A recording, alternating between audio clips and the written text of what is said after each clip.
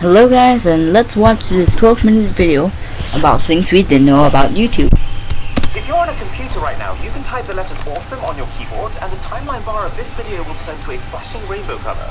No, that can't be... okay. Oh, what? It's very small here, but if I have to drag it out... No way!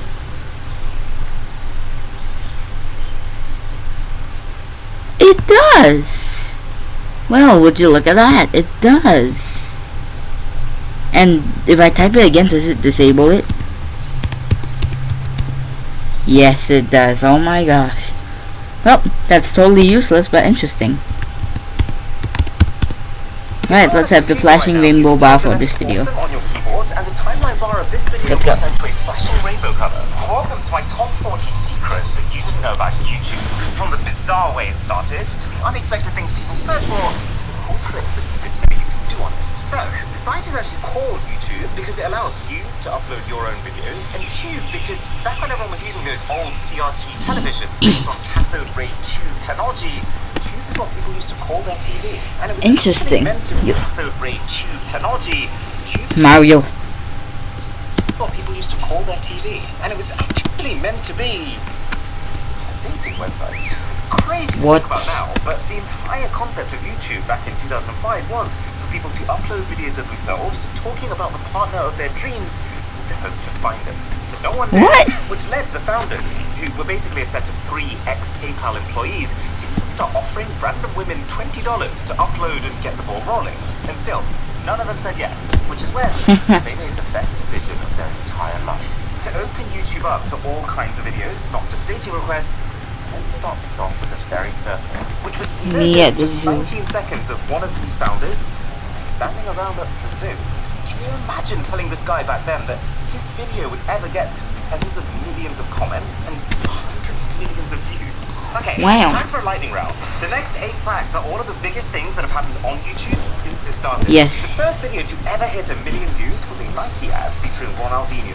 Nike? Pretty mind-blowing. The first 100 million was Avril Lavigne's Girlfriend song, though people suspect she used paid adverts to pump up those numbers. And the makes sense, I guess, cause you know it's a music. First to hit 1 billion was Gangnam Style, which became such a movement that it had people across the entire world dancing away like budget cowboys. I remember when I was younger, this was the song back then. In fact, Gangnam Style's views were so explosive that they actually broke YouTube's view counter. And since then, YouTube's decided to massively raise the cap of how many views a video is allowed to get to now over 9 quintillion, which should keep us going for a while. Unless you all like this video and it somehow becomes a global phenomenon. But that leads us to today, where the most viewed video ever is now at almost 12. I recognize that. No. And it is. No. Shark Dance. That's not Come the on. most liked video though. Fair. Definitely not the most liked. The most obviously liked is in fact the song Despacito with 1 million likes. And the most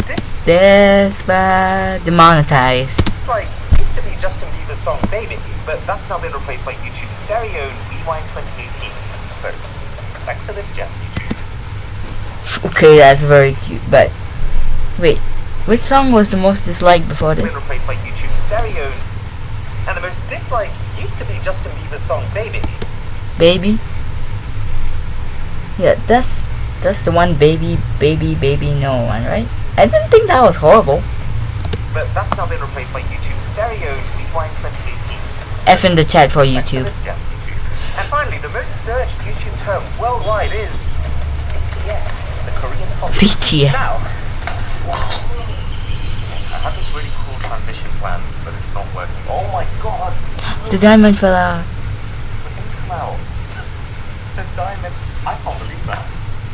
Just leave it there for now, then I guess. Now, one of the most useful things that you didn't know about the platform is that there are 2 hidden menus when you're watching on a computer. When you click once on a video, you can loop it or instantly copy the URL, and then if you right-click... Yep, loop, copy URL, yep. I know that. Copy embedded code, yes. Debug, troubleshoot, stats for nerds, yep, got that. Twice in a row, you unlock the option to use picture-in-picture mode. That lets you drag this mini window around on your desktop while you work on something else. And then no way, yo, what? Is that actually true? Oh my gosh, imagine the things you could do with this. Hold up, wait. I'm gonna do...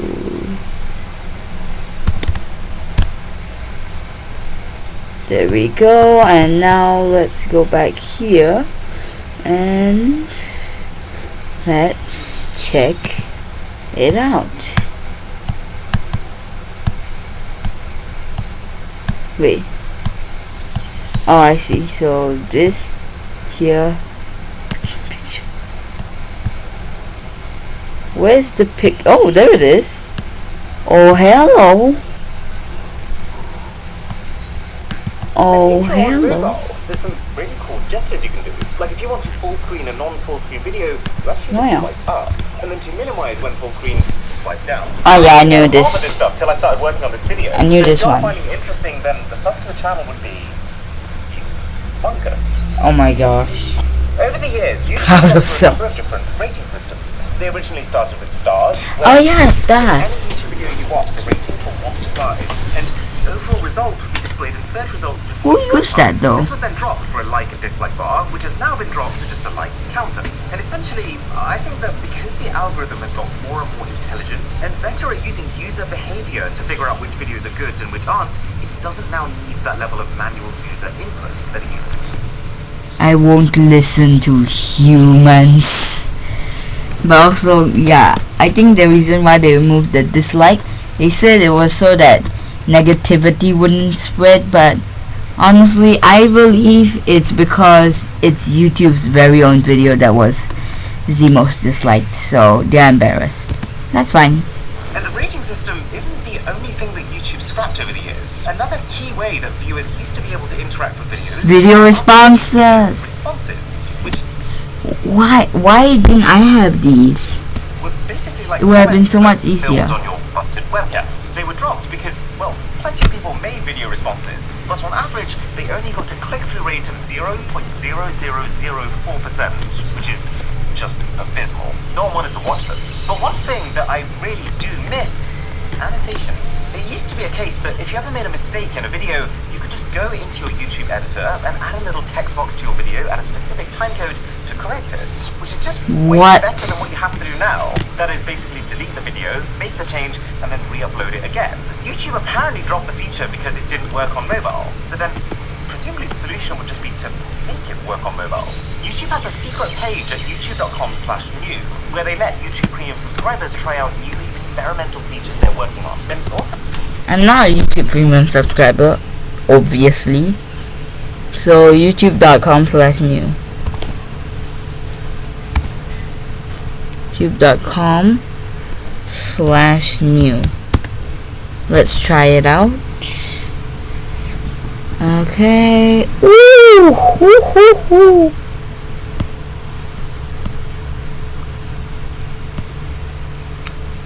Wow.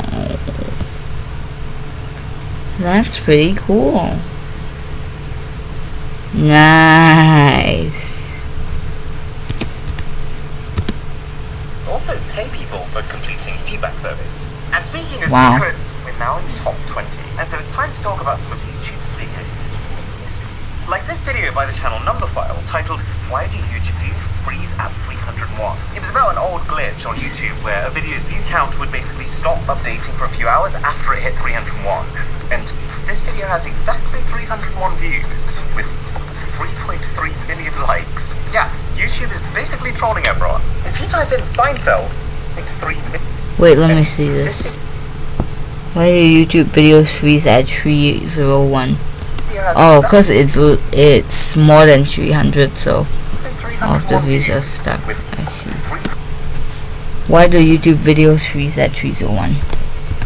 Why do YouTube videos freeze at 301? Let's do that. Let's see how this one works. Yes, I believe it was Numberphile. I believe. Let me try Numberphile.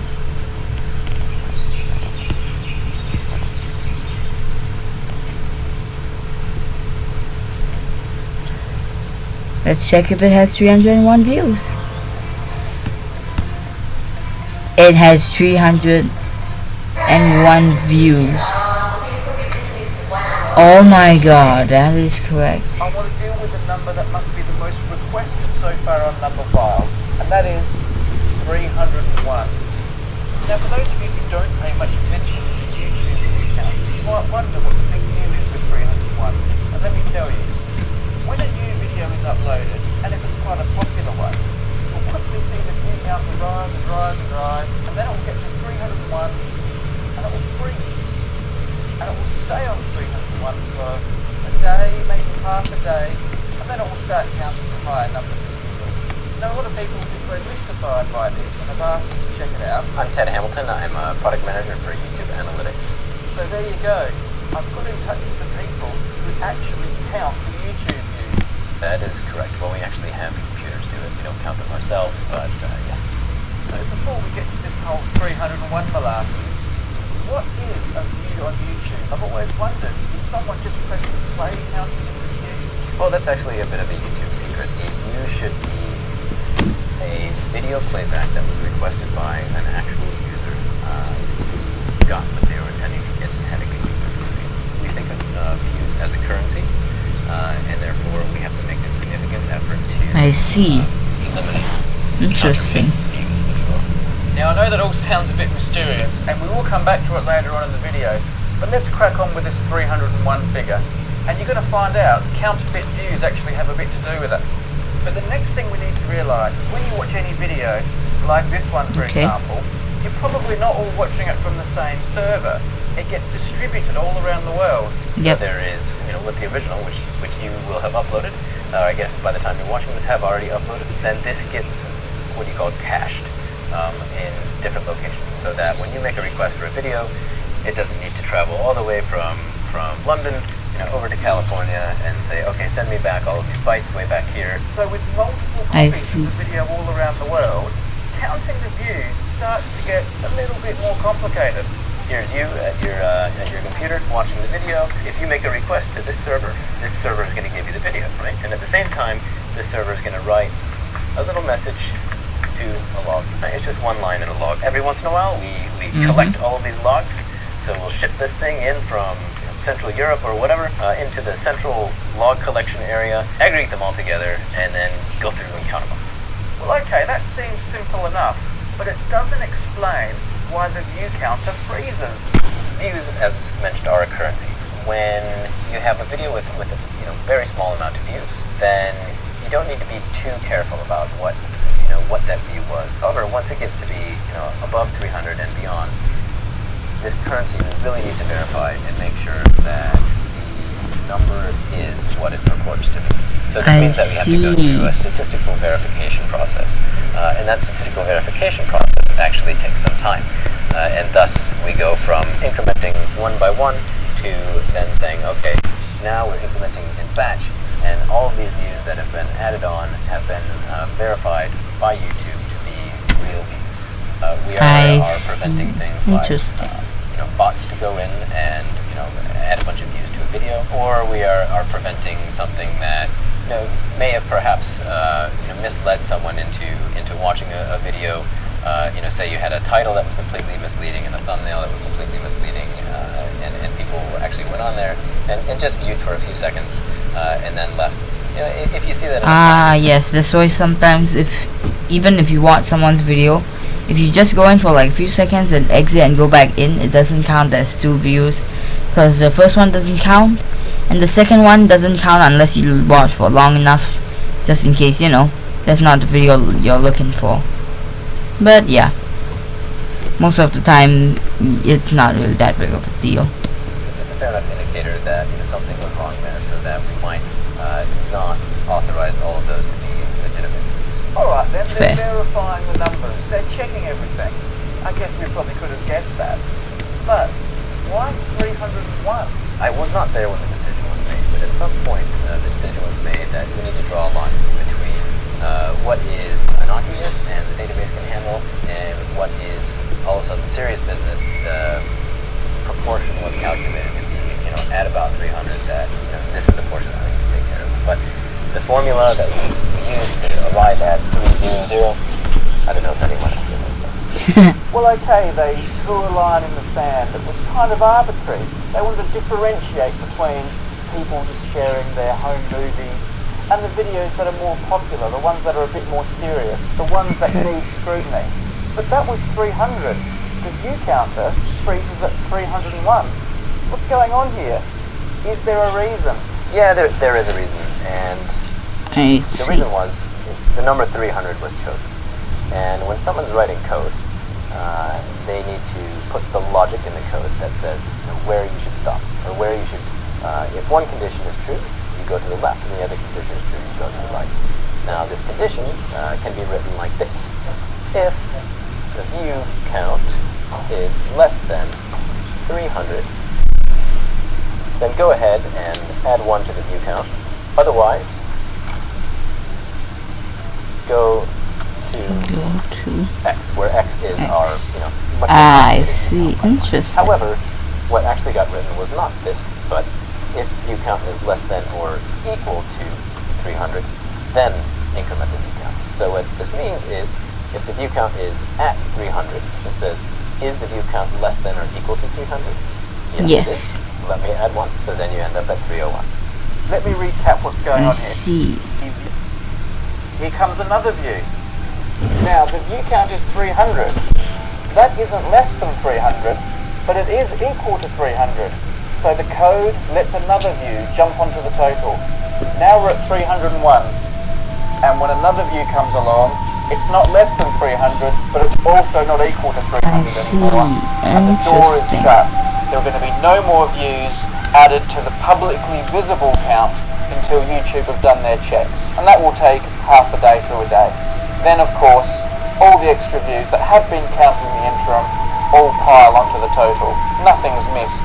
At least that's what I'm told. Yeah, so whoever wrote this code probably did not realize the magnitude of what they were doing. View counts have been around since the beginning of YouTube, and who was to know what YouTube would become? So, yeah, that was actually a rather monumental second of time in San Bruno, California. And to this day, it still has 301 views. Alright, let's go. 3.3 million likes. Yeah, YouTube is basically trolling everyone. If you type in Seinfeld without people, you'll find a video that shows what the TV show would have looked like Seinfeld without people. on a video that has no description and, even more bizarrely, no title. As for how you can make a video with no title, YouTube technically doesn't allow it, but you can loophole it by using a character called a zero with non-joiner. It's a thing that goes between 2 letters to join them together, except that when it's on its own, it's invisible. Or even stranger yet with these YouTube mystery.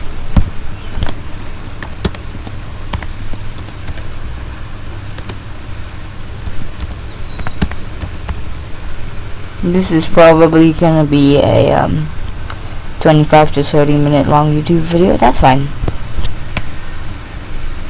Seinfeld without people. Let me find the video. It has no title.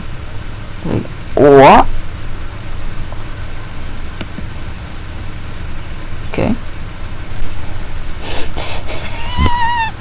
There's no title.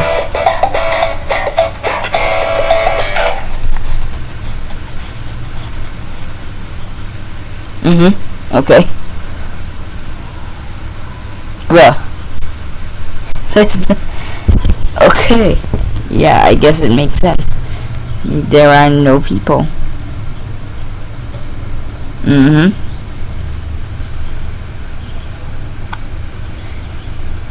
Yep. Yeah. Okay. Are we done yet?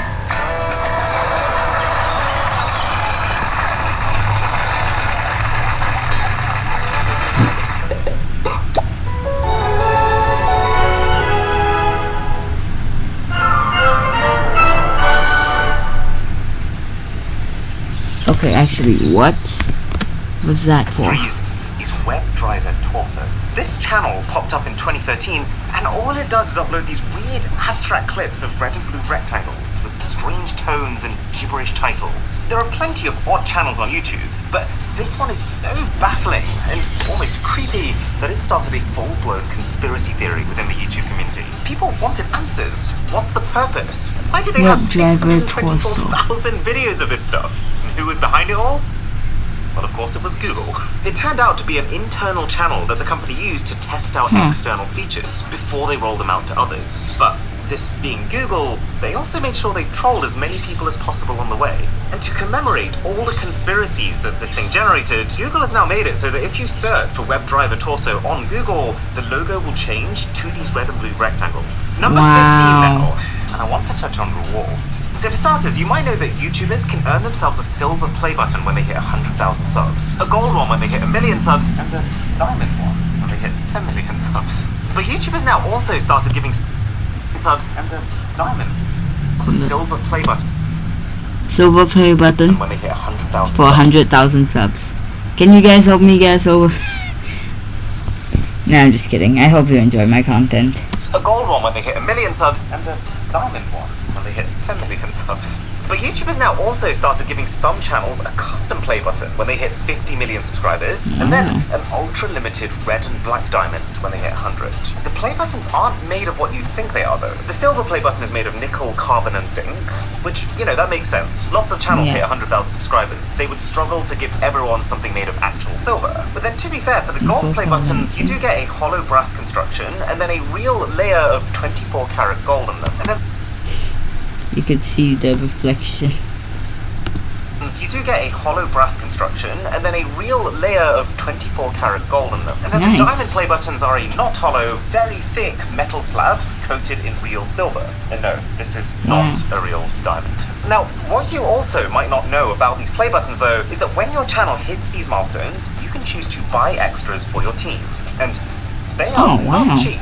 While the diamond play button probably costs about $100 to manufacture based on their raw materials, I paid $3,700 each. And now, just before the top 10, these are a couple of my absolute favorite unknown YouTube features. So you've probably realized that on a computer, you can use the arrow keys to navigate forward and backward 5 seconds at a time. But the secret is that you can also use the angle bracket keys to go forward or backward 1 frame at a time. Useful for catching all those fun little Easter eggs we drop in our videos. If you're ever sharing a YouTube... It does, you can see it frame by frame.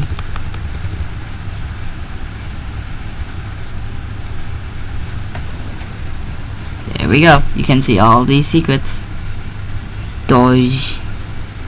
If you're ever sharing a YouTube link with someone, but you're only trying to show them a specific part of the video, then just add and t equals to the end of the URL, followed by whatever timestamp you want the clip to start at. And that custom URL will take them straight to that point.